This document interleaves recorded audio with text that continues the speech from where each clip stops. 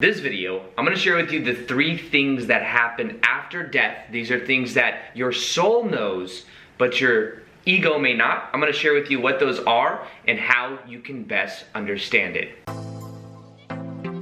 Welcome back to another video. My name is Aaron and I help people expand their consciousness. Now in this video, I'm going to be sharing with you that of understanding the 3 things that happen after you die. There may be more than 3 things, but these are 3 things that commonly happen that many people have in deep hypnosis.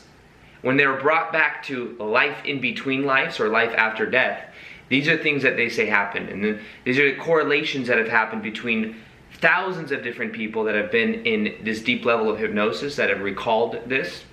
And it's empowering to know. It's empowering to know, first off, that we are eternal spiritual beings having these temporary human experiences. And knowing it makes it easier for us to understand something that I think is very commonly misunderstood. I think so many people grieve and are afraid of what we call death, not knowing that death is actually less of a shock to the body than being born. Think about that for a minute. What they said, something consistently said through thousands of different people that have been in these deep level of hypnosis, recalling things that have happened in high different states of consciousness, or what we call life beyond this physical form, have said that it is more of a shock to the body being born than it is death. And that is because it's more our natural state of being in higher dimensional states of consciousness when we are free from the physical avatar, the physical ego body. So the information I'm going to be sharing with you today I think is very empowering. It'll also kind of clear way for you to understand that death isn't really something to be afraid of. We come here to learn. We come here to have learning experience, to have these experiences with other souls and many things that we may have kind of in a way signed up for, but that at a deeper level, there's so much more to our soul than we can even really imagine. So the things I'll be sharing with you today will come from a book called Journey of Souls, which a lot of people recommended to me, but I never really got into till just recently. I've read a lot of Dolores Cannon's book. Dolores Cannon, she passed away 5-6 years ago, but she has like 17 or 19 books, or some odd number like that, of transcripts of her with these people in a deep hypnotic state of consciousness, and asking them questions about what it's like in higher dimensional states of consciousness. These people would go into this deep state of hypnosis, and she could ask them questions like, why did you incarnate at this time? What is your purpose in life? What was your relationship with this person? Let's go look at some of your past lives. Let's look at your future lives. Let's look at all of these different things. And this information that would come through different people would be so consistent over thousands of different people all over the world, all who didn't know each other, that it seems like there is a consistent type protocol in a way of things that happen. So now what I'm going to do is I'm going to share, I wrote them down just to kind of give a better understanding of what that is. Now, first off, the thing we'll talk about is the tunnel of light. So a lot of times when people go through, they transition out of their body. Sometimes, from what I hear, people will go out of their body through some type of death, and they may actually be above their body seeing, maybe they're at a hospital or something, they're seeing things that are happening. They'll realize, oh, I'm free from my body now. And some people may find themselves just traveling. A lot of times there's this tunnel of light. I've also listened to talks with Thomas Campbell, who talks about how reality is a simulation. And he talks about how one of the reasons we may see a tunnel of light is because that's our belief system. The tunnel of light, in a way, represents traveling. And that's the way we interpret, our brain or our ego can interpret something that it doesn't really understand. Because also, something that that kind of resonates with me is, Bashar says that we never actually leave spirit. We never actually leave spirit. We're in spirit right now, dreaming that we are these physical beings. And when we die at the end of our life, I believe we may wake up to this higher state of consciousness as spirit, projecting ourselves to this reality. So when we see this tunnel of light, it may be our interpretation of us getting back to this other state of consciousness. However, in general, the tunnel of light is consistent with a lot of different people, but a lot of different people may have the same belief system that when you die, it's not really just a belief system, but it's just an interpretation of an energetic shift. And the way that we interpret that is through this tunnel of light that then brings us to another state of consciousness. Now, something that in the book Journey of Souls he talks a lot about is he talks about this place that many souls go to after death. He calls it the staging area. And in this staging area, there is this, in a way, like a where people are then transported to where they need to be. However, the staging area is also a place where souls may go, kind of like a train station. You guys remember Harry Potter? Remember the last part 1 or part 2 of Harry Potter, of the 7th movie, where he goes to like this train station? It may be a more busy train station, because there was nobody, there was just him and Dumbledore. But the idea is you go to this place, and they call it the staging area. And in this staging area, there's a couple things that may happen. Maybe what I'll do is I'll actually see if I have it written here.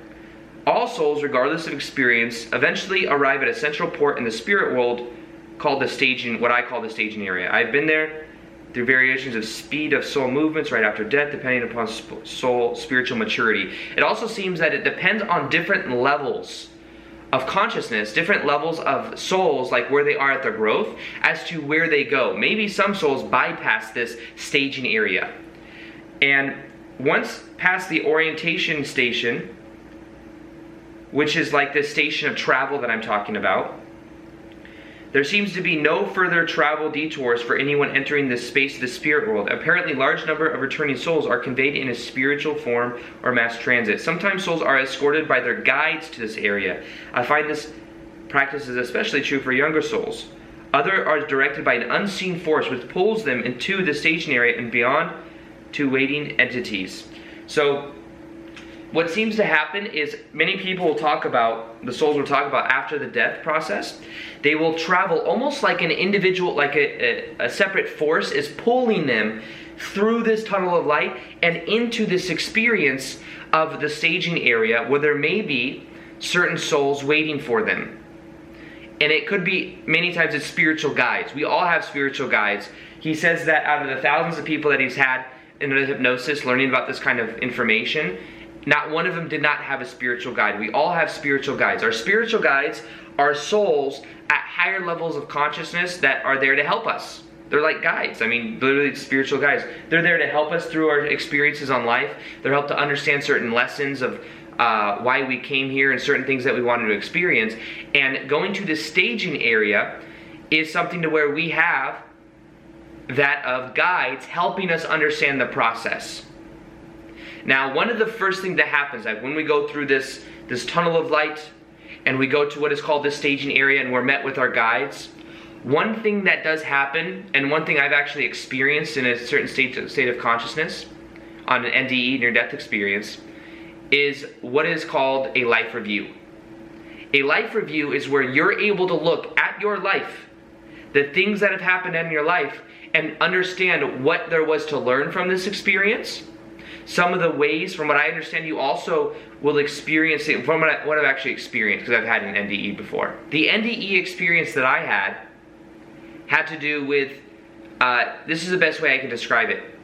There were these crumpled up pieces of paper, and I would hear this crumpling up, and then it would come out like in front of me like this, and then I would see certain parts of my life, certain things that happened in my life that were important junctions in my life, and I was then able to also feel what I felt and then feel how I made other people feel.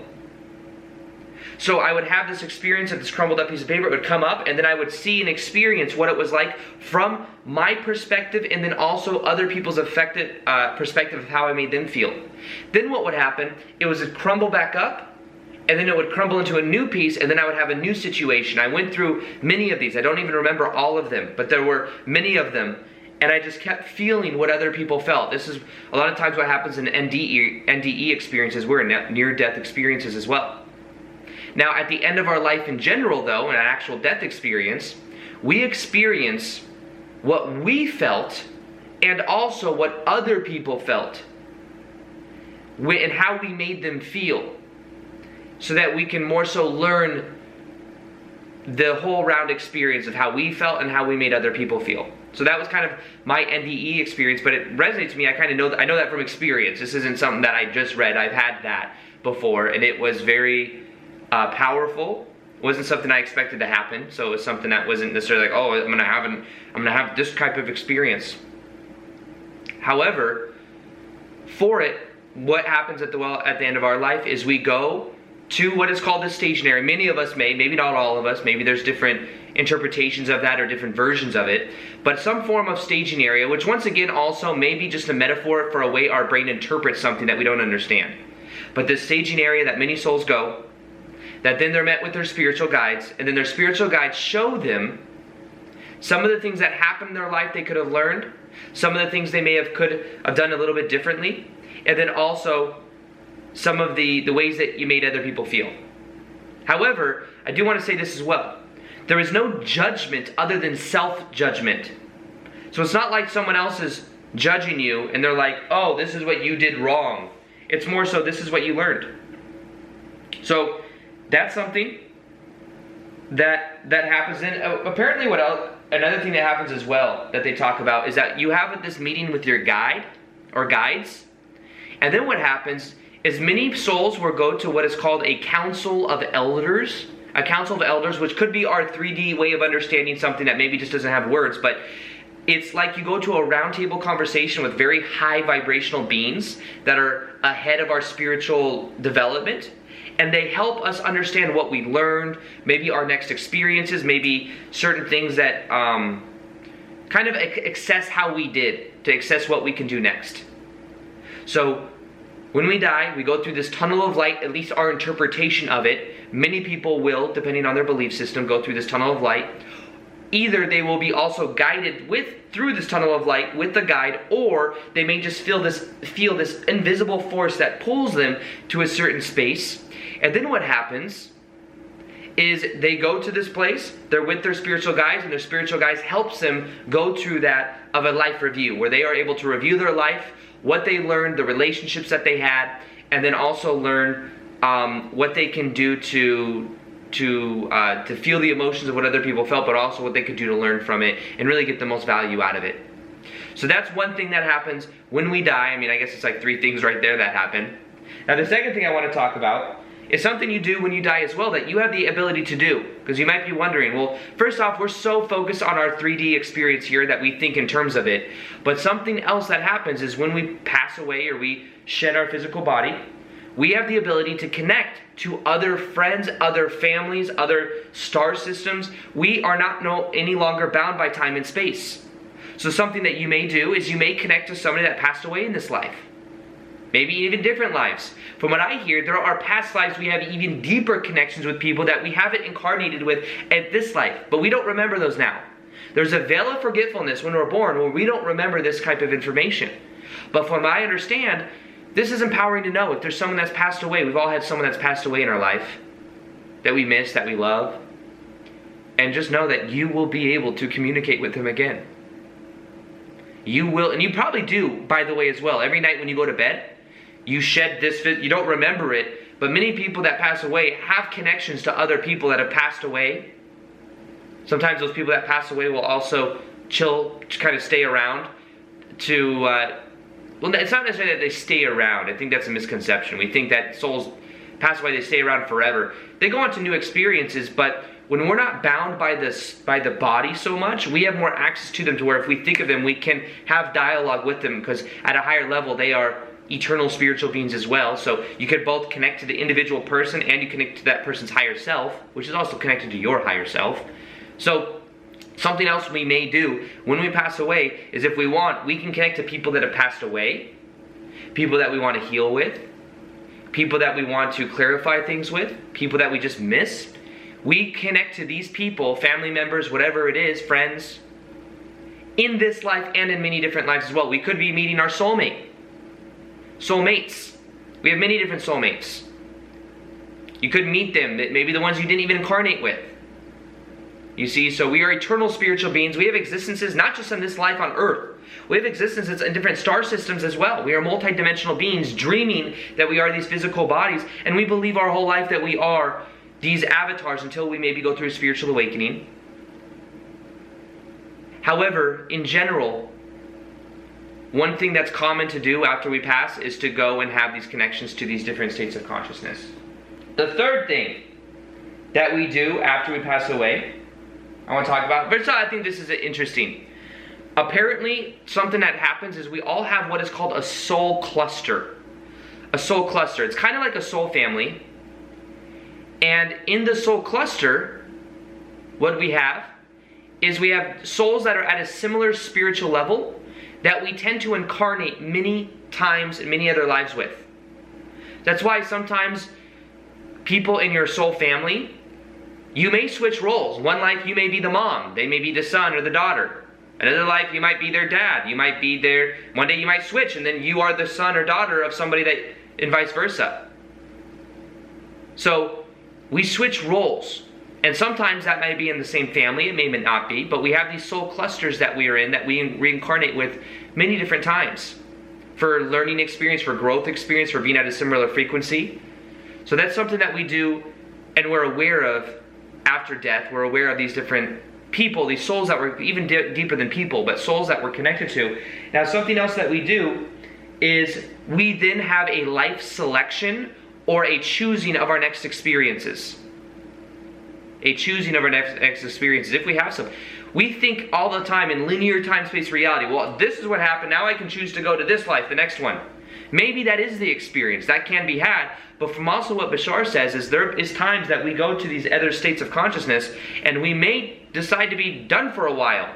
Or we may go do something completely different in a different reality system. We may prefer to go to a very, very past life that is not in the linear time-space way that we think about it, but in general, we do like having physical life experiences. Earth makes it difficult because this is a place where you not only forget who you are, but there's a lot of pain that you can have emotionally and spiritually. However, there are other reality systems where it's not as bad as that, as this level of forgetting. Right now on the planet is the most important time to be alive than ever before, the most exciting time to be alive because there's this shifting of consciousness that's happening at a great level. So we chose to be here. But this is a very difficult place to be because of the level of forgetfulness, because of the pain, the emotional pain that we go through. There are many reality systems that we may incarnate to where we retain the memory as a baby and growing up of who we are as spiritual beings. Through conditioning, maybe our parents tell us. They have that awareness. But in general, when we pass away, we have this choice. We choose to come back. We choose to do some more work to finish out more karma. What we put out is what we get back. So maybe there's some things that we still have to accomplish. That's why people that commit suicide, they have to come back and finish the work that they started. A lot of times they say that what happens, the Journey of Souls book says that what happens many times is when people do that, they're in a way disappointed with themselves because now they have to come back and do more things and redo the work. So we are these eternal spiritual beings that have forgotten that. And when we pass away at the end of our life, it's more of a shock to be born than it is to die. So there's not really anything to be afraid of. But what I will say is the most powerful thing you can do about this now is to truly live your life. Truly live your life with no regrets.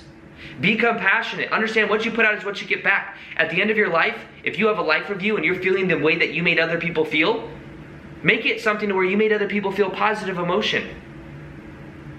Make it something where you are compassionate and you are really doing what you love. Where you don't regret things. And understand there's things you chose to learn. There's lessons you chose to have. And the more you become aware of these, the more you really start to live in the present moment now, is the more you begin to transform your life, because then you're truly living. Many people are walking around in a daze, in a deep hypnotic state of conditioning. But when you wake up, you start to experience life for really what it has to offer. And you are an eternal spiritual being.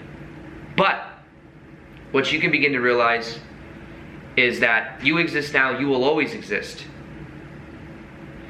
And the key to this is knowing that and choosing to truly live now in the present moment. Now what I have for you is a guided meditation that will help you to transcend your level of consciousness, and it will help you to remember some of these things so that you get the most benefit out of your earth experience here. It's something that if you listen to for 21 days, I think it'll shift your level of consciousness. I think it'll change your life. It's in the top of the description box below.